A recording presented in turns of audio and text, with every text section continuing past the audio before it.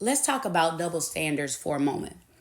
Tisha's whole thing is unless somebody can provide some concrete proof of Marceau cheating, then you need to drop it. Never mind that your husband on national television basically said that he believes that you have cheated. He doesn't have any concrete proof of you cheating, but with all of the people telling you all of the things about your husband over the past, 5 years, for you to ask him, so Marceau, were you cheating? That's ridiculous. And I can't answer that question for you.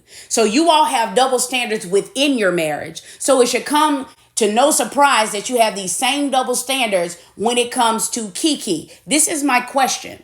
What receipts do you all have on two things? Keke is a thief and Keke has relapsed. Y'all keep putting that disclaimer up there that it seems like it's almost, 6 months, a year now? Keke still hadn't even been charged. So if your local authorities do not have any concrete proof, we know that you all don't have it. Next thing. Keke's sobriety, regardless of if the test was faulty or whatever the case may be, or why methadone did not show up. She took a test in front of Melody and the producers. They saw her. So it could not have been her using somebody else's urine and all of this other stuff from the way that they told the story. And with as nasty as they're being about this, if there was any play for doubt or whatever in watching her take the test, Carlos would have stated that on this reunion. They have confirmed that Keke took her test. When did Marceau take his lie detector test? He's not going to do it. And we all know the reason why. It's because he is a liar.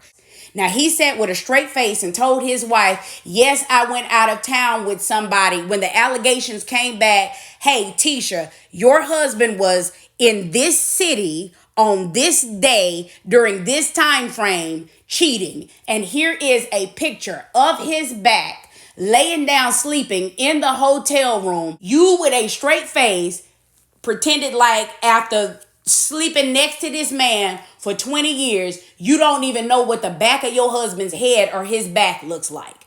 That's not concrete proof. But also, even after he said, I was out of town with Fletch came back on the show and went into more details in his interview, him and Nell's interview with Carlos King, and admitted that yes, he saw Marceau, but it was only for about 2 hours. And that was enough time to maybe look at a property and catch a bite of food. And then he had to go back and be with Nell, who had just had the same elective Miss New Booty surgery that Tisha had had.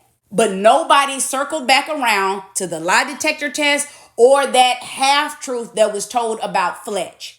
Now, in a moment here, I'm about to play the audio of this video right here that I found online. I want you to pay attention to that at-home drug test and the time frame that it covers as far as detecting methadone. Consider this. If you just try to quit caffeine or sugar cold turkey for a few days, you will go through sweats and withdrawal and headaches and all of that other stuff. So hard drugs, I want you to think about how Keke was saying how sick she was and how bad her stomach hurt and all of the sweating and everything else, how erratic her behavior had been. And then also consider the fact that when you are a drug addict and you're not in your right frame of mind, you don't know what you signed off for and what you agreed to. Regular people who are in the right frame of mind don't read all of the fine print of all of the forms that you sign when you go to the doctor. But there is a possibility that Keke could have agreed to intermittently them slipping in a placebo. And if she had been having a placebo for at least 3 days before she took that test, it was not going to show up. I don't have any proof of this, but look at how Marceau and Tisha had no proof of anything and nobody checked them on it. Don't even waste your time coming in my comments talking about how, girl, you're wrong. I never said I was right or wrong. And also, I don't care. The point that I'm trying to make is the double standard of having proof and receipts. What are the differences between heroin and methadone withdrawal? Okay, so they're both opioids. However, the difference is that heroin's very short acting, methadone's very long acting. While they have the same withdrawal symptoms, things like nausea and vomiting, joint and bone aches, insomnia, agitation, sweating, goose pimples, lots of these things. With heroin, these symptoms start about 8 to 24 hours after your last dose, and they can last up to 2 days. With methadone, it's much longer, has a much longer half-life. After your last dose of methadone, withdrawal is about 2 to 4 days after that, so much longer. And also, the withdrawal process is also much longer, up to 2 weeks, like 14 days, and sometimes,